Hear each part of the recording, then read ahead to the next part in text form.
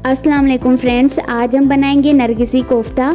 ऐसे तो ये ग्रेवी में बनाई जाती है, पर आज मैं इसे पकौड़े स्टाइल में बनाऊंगी। ये बहुत ही चटपटी टेस्टी बन के तैयार हुई है, खाने में भी बहुत अच्छी लगती है। साथ में मैंने इसके स्पेशल चटनी को भी शेयर किया हुआ है, तो आप वीडियो में लास्ट तक बने रहिएगा ये देखने के लिए कि मैंने इसे किस तरह से बनाया है कि ये बिखरा नहीं है और बिखरने का तो बिल्कुल ही चांस नहीं है। तो चलिए देख लेते हैं इसे बनाना कैसे है।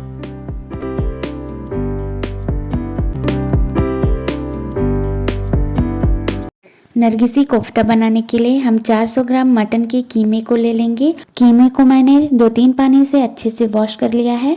वॉश करने के बाद हम इसे एकदम बारीक ग्राइंड कर लेंगे। ये देखिए, मैंने इसे ग्राइंडर में बिल्कुल बारीक ग्राइंड किया है। इससे भी इसकी बाइंडिंग बहुत ही अच्छी आएगी और टूटेगी नहीं। तो आप इसे एकदम बारीक ग्राइंड कर लीजिएगा।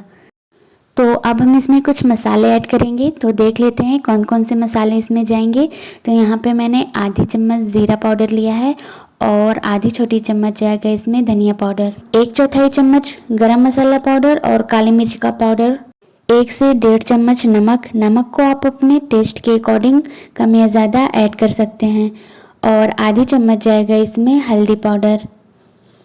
और यहाँ पे मैंने 3 मीडियम साइज की प्याज को बारीक कट करके फ्राई कर लिया है। तो इसे ग्राइंड कर देंगे और ग्राइंड करके हम इसे कीमे के मिक्सचर में ऐड कर देंगे। 7 से 8 पीस हरी मिर्च, इसे भी हम ग्राइंड कर लेंगे और कीमे वाले मिक्सचर में इसे भी ऐड कर देंगे। हरी मिर्च को भी आप अपने टेस्ट के अकॉर्डिंग कम या ज़्यादा कर सकते हैं, डिपेंड करता है कि आप कितना स्पाइसी खाना पसंद करते हैं। अब जाएगा इसमें 2 चम्मच अदरक लहसुन का पेस्ट, 3 चम्मच बेसन। इससे बहुत ही अच्छी बाइंडिंग आएगी, फटने का बिल्कुल भी चांस नहीं रहेगा।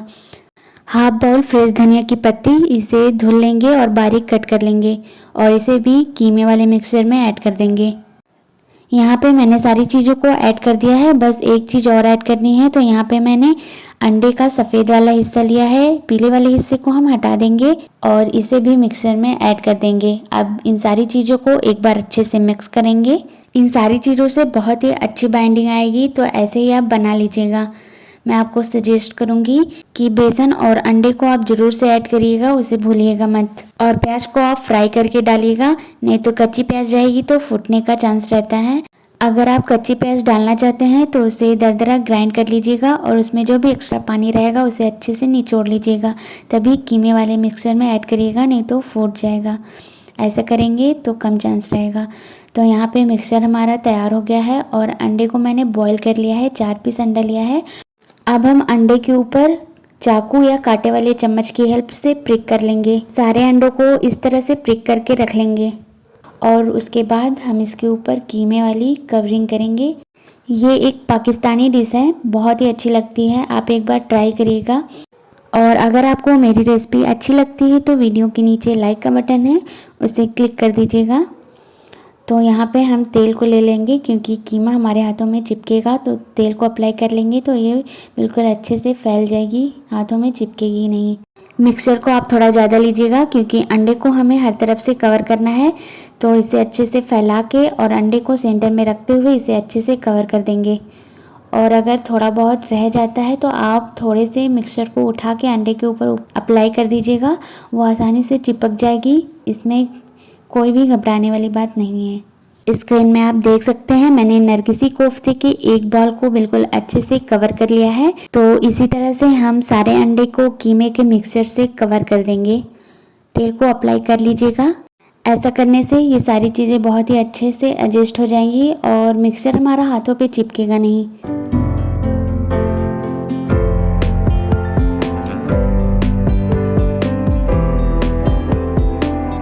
यहाँ पे मैंने सारे अंडों को कवर कर लिया है और थोड़ा सा मिक्सचर हमारा बच गया है, तो आप बचे हुए कीमे का प्लेन कोफ्ता बना लीजिएगा।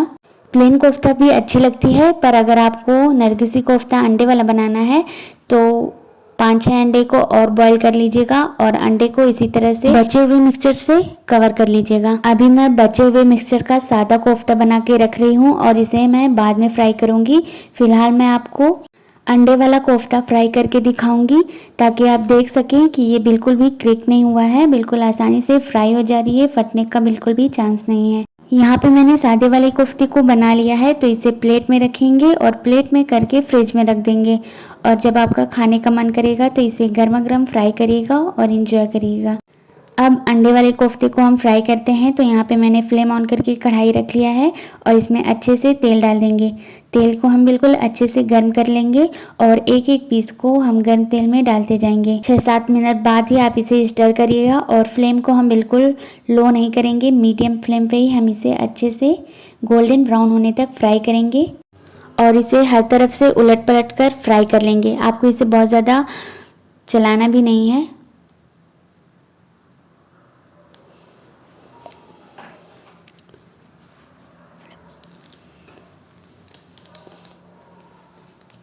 और ये देखिए इसमें बहुत ही अच्छा कलर आ गया है और क्रिक बिल्कुल भी नहीं हुई है। तो इस स्टेज पे हम इसे प्लेट में निकाल लेते हैं। अगर आप मेरे चैनल पे नए हैं तो फटाफट से सब्सक्राइब कर लीजिए, साथ में बेल आइकन को प्रेस करना मत भूलिएगा। इससे मेरे लेटेस्ट वीडियो की नोटिफिकेशन सबसे पहले आप तक पहुँचेगी।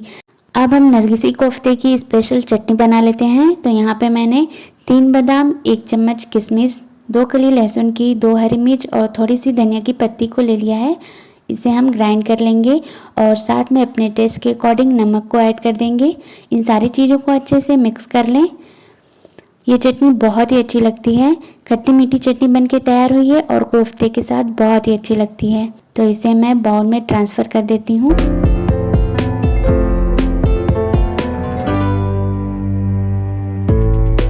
गार्निश के लिए और टेस्ट के लिए अनार के दाने को डाल देंगे और आप इस चटनी का टेस्ट देखिएगा, बना के ट्राई करिएगा, आपको बहुत ही पसंद आएगी। और यहाँ पे मैंने नरगिसी कोफ्ता ले लिया है, तो अब हम इसे बीच से कट करेंगे। ये देखिए, देखने के साथ साथ ये खाने में भी बहुत ही अच्छी लगती है। तो इसी तरह से हम सारे पीस को कट करके रख लेंगे।